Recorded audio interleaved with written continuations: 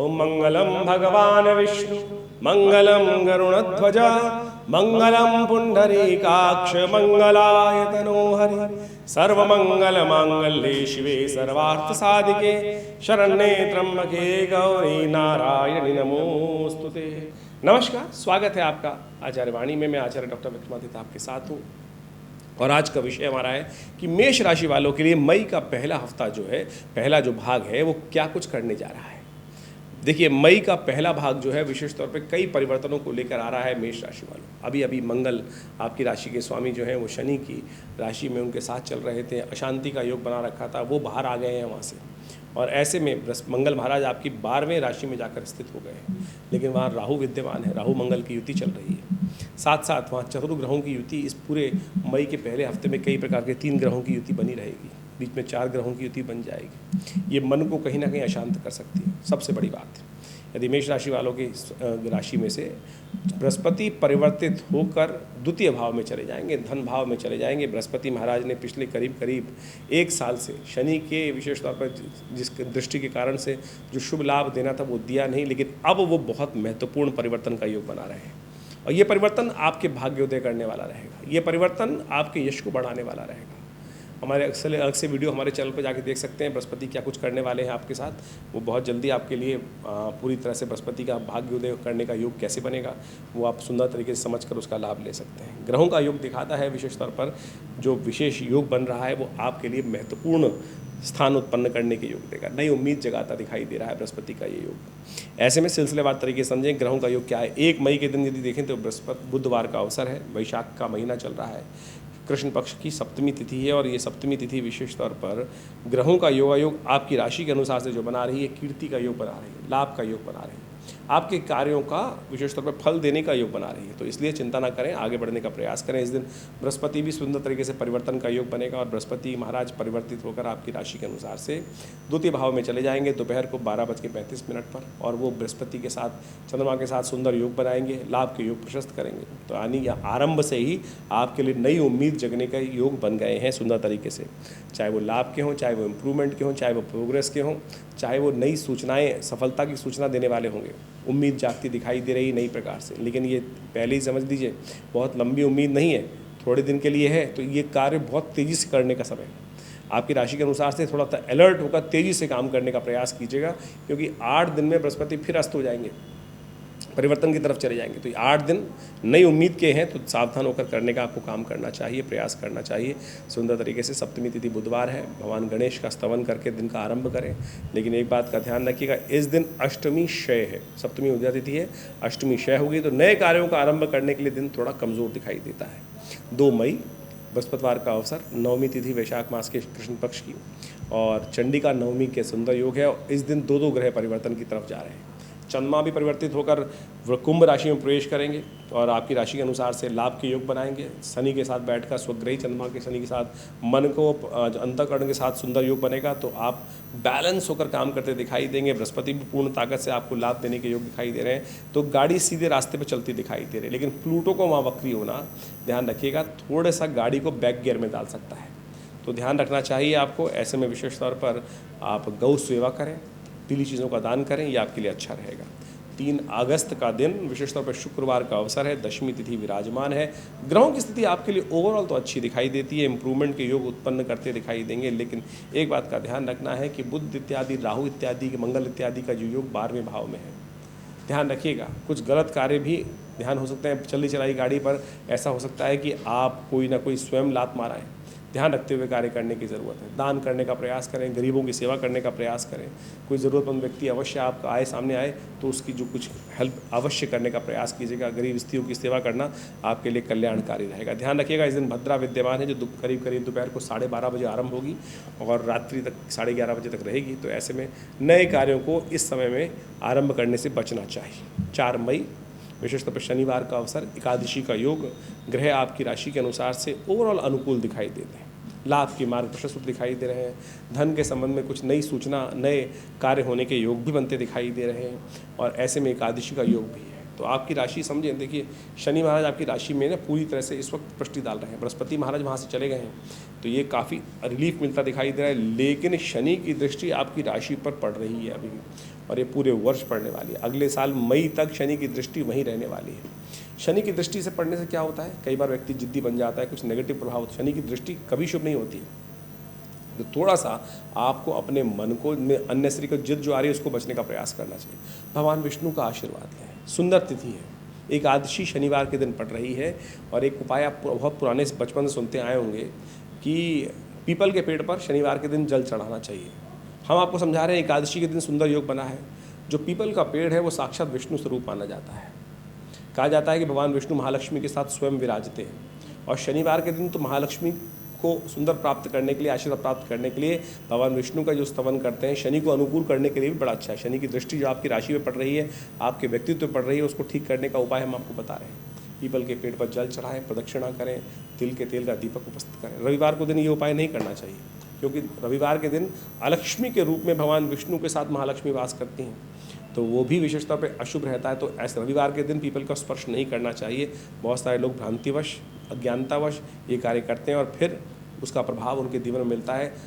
भगवान विष्णु के साथ साथ अलक्ष्मी उनके जीवन में पदार्पण कर देती हैं, तो ये बात का ध्यान रखना चाहिए। तो ये एकादशी बहुत शुभ है, तो इस दिन ये उपाय अवश्य करें। भगवान विष्णु का विधिवत पूजन करें, देखिए कल्याण के योग बनेंगे।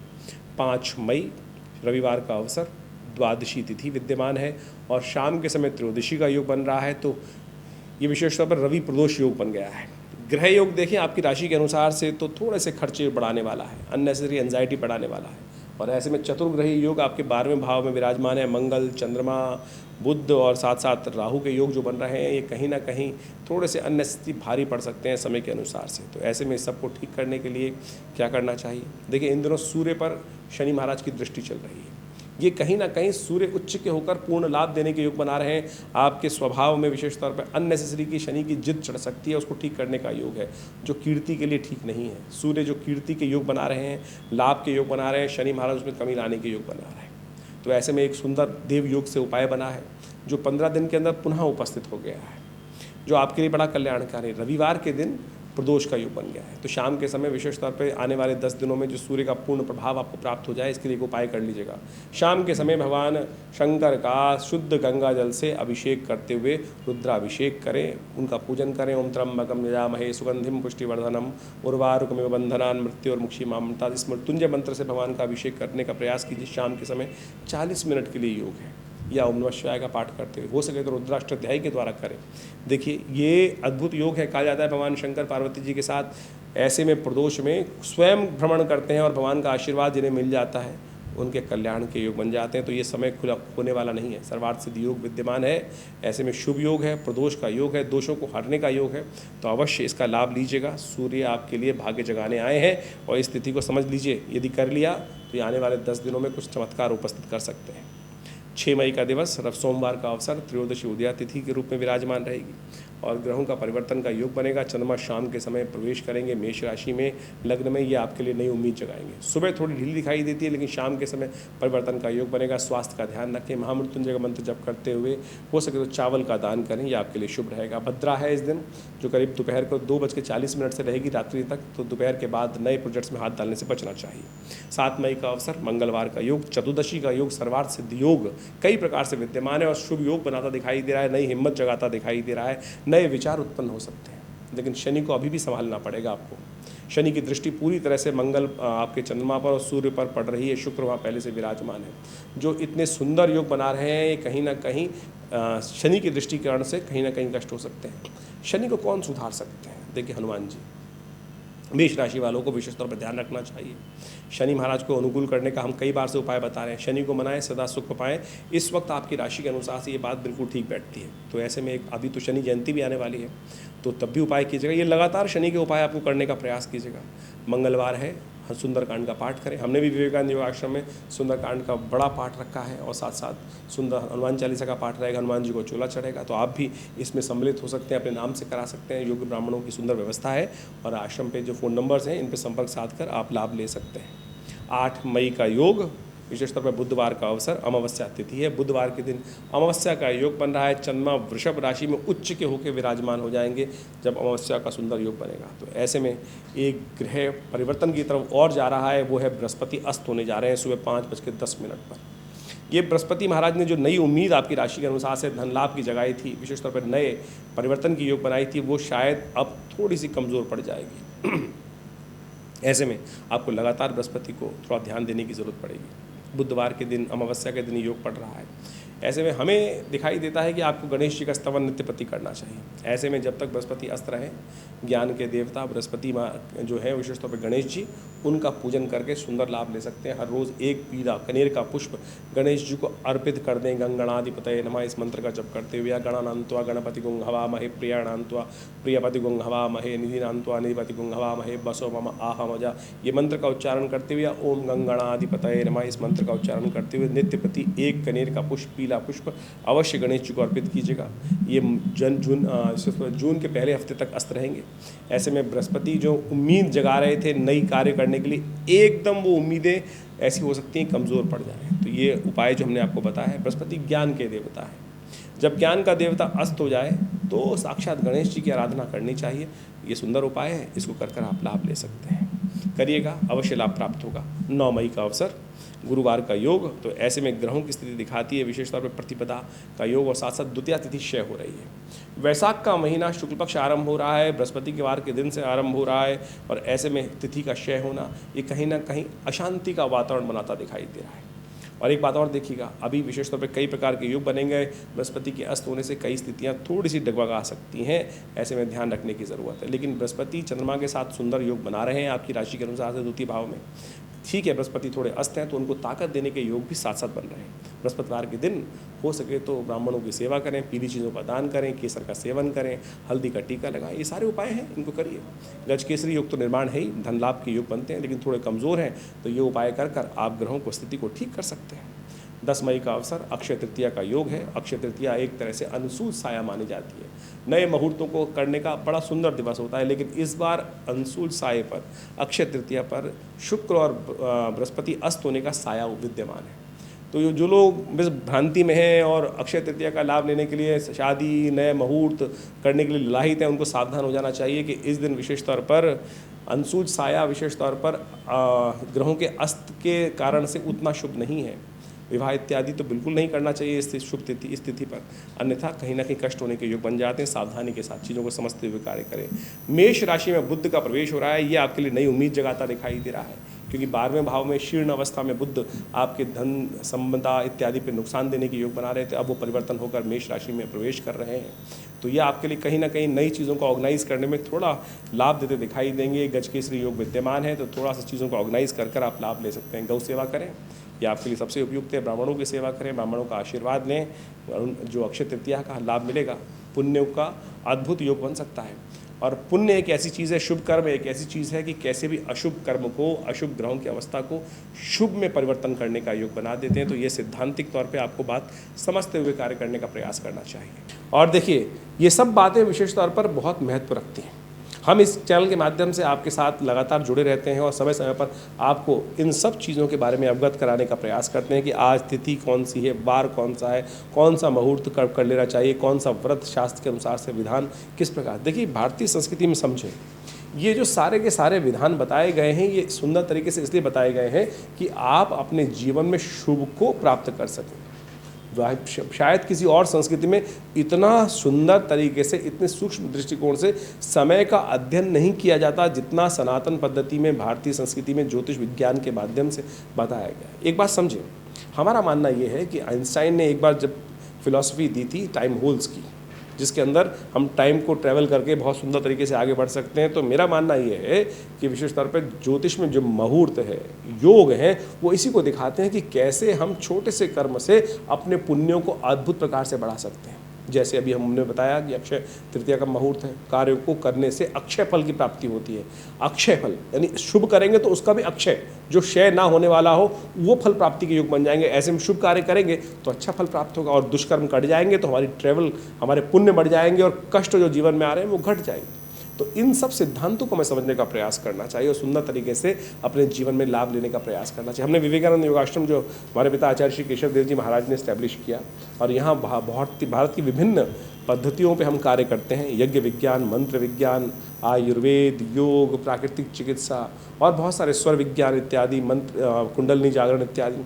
और इस सब संबंध में बहुत अच्छे से शोध करके बहुत सारे विज्ञानों के संबंध पुस्तकों का लेखन हुआ, बहुत सारे शास्त्र इत्यादि को हमने अध्ययन करके उनके संविधान को बहुत सुंदर तरीके से बहुत ईजी लेवल में लोगों के समक्ष उपस्थित करने का प्रयास किया है। और हर रविवार को इस सब संबंध में एक हम वर्कशॉप भी लगाते हैं, जो सुबह 8 बजे से लेकर करीब करीब 10 साढ़े 10 बजे तक का एक कार्यक्रम रहता है। उसमें हम यज्ञ भी कराते हैं लोगों से। आप आकर निःशुल्क, कोई फीस नहीं लेते। यज्ञ इत्यादि में करने का कोई हमारे यहाँ विधान ऐसा है कि कोई भी आकर ज्वाइन कर सकता है। पवित्र वस्त्र धारण करके स्नान इत्यादि करके हर रविवार को आप आएँ, उस यज्ञ में बैठें। यज्ञ भारतीय संस्कृति की अद्भुत कृति है। कहा गया यज्ञो वही श्रेष्ठतम कर्म, और यज्ञ आप स्वयं कर कर परमात्मा का ध्यान कर सकते। बहुत सारे लोगों को भ्रांति रहती है कि यज्ञ सनातन नहीं, आर्य समाज का है। आर्य समाज कहाँ से निकला? सनातन से तो निकला। कोई फर्क नहीं है, ये तो विचार ऋषियों के, लोगों के विचार है जिन्होंने इसको बाइफिकेशन कर दिया। सब एक ही तो है। और सनातन पद्धति में तो यज्ञ का इतना वर्णन है, यदि यजुर्वेद आप उठा के देखें तो उसमें तो सहस्त्रों लाखों यज्ञों का वर्णन आता है। और सब मूर्ति पूजक उपासक। हम वास्तविक तौर पर समझें कि मूर्ति पूजा या निराकार ब्रह्म की उपासना कोई अलग थोड़ी है।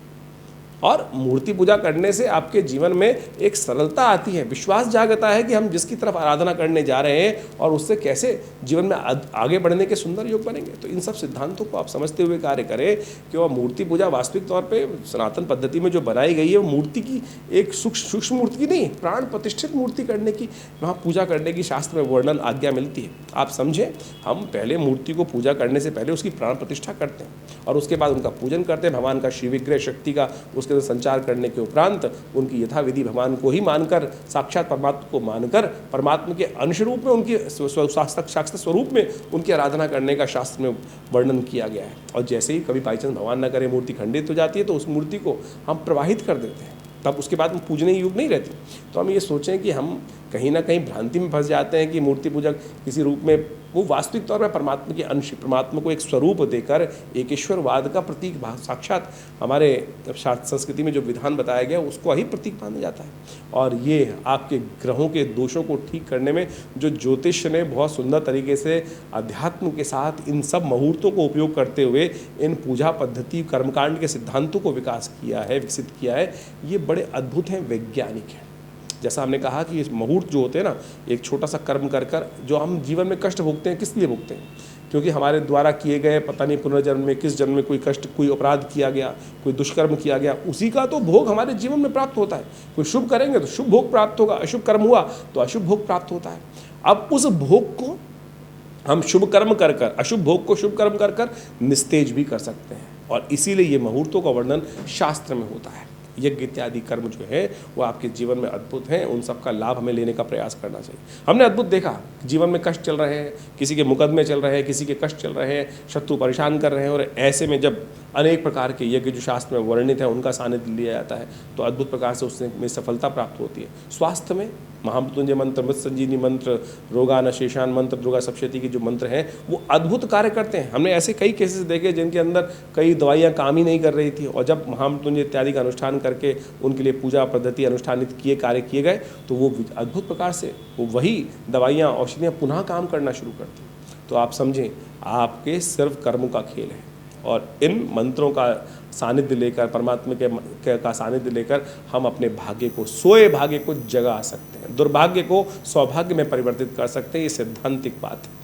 तो इन सब विषयों को हम अध्यात्म के साथ जोड़ के कार्य करने का प्रयास करें। आज कई लोगों ने ज्योतिष को अपने इस प्रकार से बना दिया है कि धर्म शून्य बना दी, और केवल नग पहनाकर या कुछ और कर कर या केवल टोटके कर कर उस शास्त्र को विशेष तौर पे ऐसा बना दिया है कि वास्तविक तौर पे अध्यात्म से बिल्कुल अलग दिखाने का प्रयास किया है।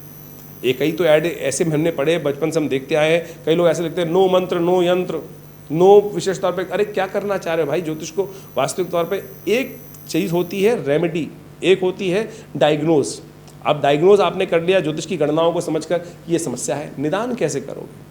निदान तो अध्यात्म से ही आएगा, निदान तो उपाय से ही आएगा। उपाय जो है मंत्र विज्ञान के भी हैं, रेमेडी जो एस्पेक्ट है। ऐसे डायग्नोज का फ़ायदा ही क्या है कि जिसमें रेमेडी ना हो, तो ज्योतिष विज्ञान को हमें समझना है सही रूप से, और ऐसे में हमने बहुत सारे अद्भुत कार्यों के द्वारा, मुद्रा विज्ञान के द्वारा, मंत्र विज्ञान के द्वारा, यज्ञ विज्ञान के द्वारा इन उपायों को करके देखा, अद्भुत लाभ प्राप्त होता है। जैसे अब बृहस्पति अस्त चल रहा है, ऐसे में बृहस्पति को शक्ति कैसे प्रकार से प्राप्त होगी? कोई कहेगा नग पहन लो, कोई कह रहा है कोई और उपाय कर लो। तो हमने एक आपको इस चैनल के माध्यम से हम आपको एक बहुत सुंदर बताते हैं, ज्ञान मुद्रा। ये बृहस्पति की उंगली है और कहा जाता है कि बृहस्पति की उंगली, इस ज्ञान मुद्रा का अभ्यास करने से बृहस्पति की शक्ति को अद्भुत रूप से पॉजिटिव वे में आप उपयोग कर सकते हो।